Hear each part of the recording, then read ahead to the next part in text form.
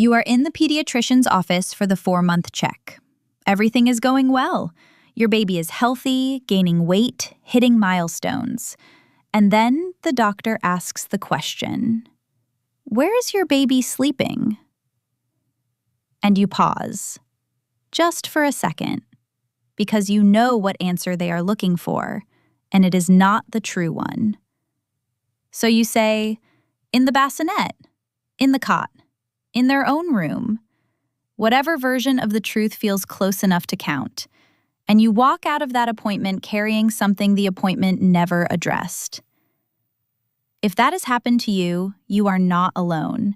And the fact that it happens at all, that parents routinely hide a normal infant care practice from their own child's doctor, says something important, not about your parenting, about the conversation itself. The recommendation against bed sharing in Western medicine is not ancient. It is not even old. For the majority of human history, across every culture on Earth, mothers and infants slept together. Not because they lacked alternatives, because proximity during sleep was understood as part of infant care. It regulated the infant's temperature, supported breastfeeding, and kept the infant within reach if anything changed during the night. The shift in Western countries happened in the late 19th and early 20th centuries. It was driven by a combination of factors: the rise of the separate nursery as a middle-class aspiration, changing ideas about infant independence, and later, the emergence of SIDS as a named medical category in the 1960s, with co-sleeping identified as a potential risk factor. The AAP's formal recommendation against bed sharing was first issued in 1992. It was a public health response to a real and serious concern. It was also issued at a time when the research available was less sophisticated than what exists today, and before the risk variable distinction we covered in the last video had been clearly established. Japan, South Korea, Indonesia, India, most of sub-Saharan Africa, most of Latin America. The majority of the world's parents co-sleep, and the majority of the world's pediatricians do not treat it as a problem requiring correction.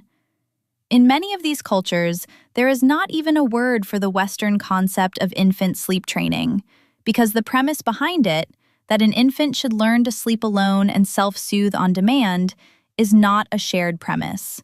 It is a cultural assumption that has been translated into medical guidance and then exported as universal. This does not mean Western medical guidance is wrong. Different cultures have different risk profiles, different housing conditions, different rates of alcohol use and smoking, different sleep surfaces. A recommendation developed for one population may not map cleanly onto another. But it does mean that the confidence with which some parents are told that co-sleeping is simply dangerous, full stop, without reference to their specific situation, is not supported by the global evidence base. And parents who sense that disconnect are not being paranoid. They are reading something real.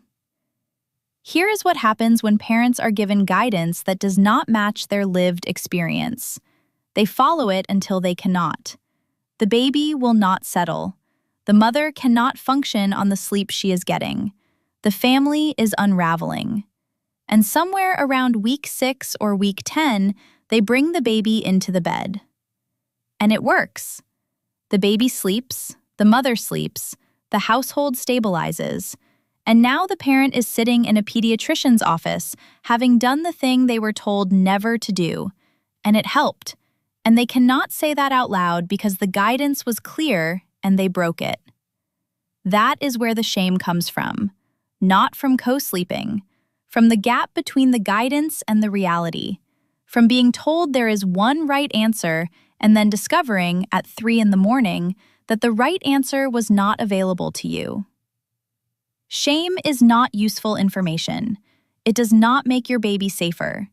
What makes your baby safer is understanding the actual risk factors, making informed decisions about your specific situation, and being able to have an honest conversation with your doctor about what is actually happening in your home. If you co-sleep, or if you have co-slept, or if you are considering it and trying to work out what to actually think about it, this series was built for you. Not to tell you it is safe, not to tell you it is dangerous, to give you the full picture so you can make a decision that fits your family, your situation, and your actual risk profile. That is what informed parenting looks like. Not perfect compliance with one set of guidelines, genuine understanding of what the guidelines are based on, what they leave out, and what that means for you. If these videos have helped you think more clearly about this, subscribe. Share this with a parent who is carrying that shame quietly. And if you have questions about anything in this series, leave them in the comments. That is what this channel is for.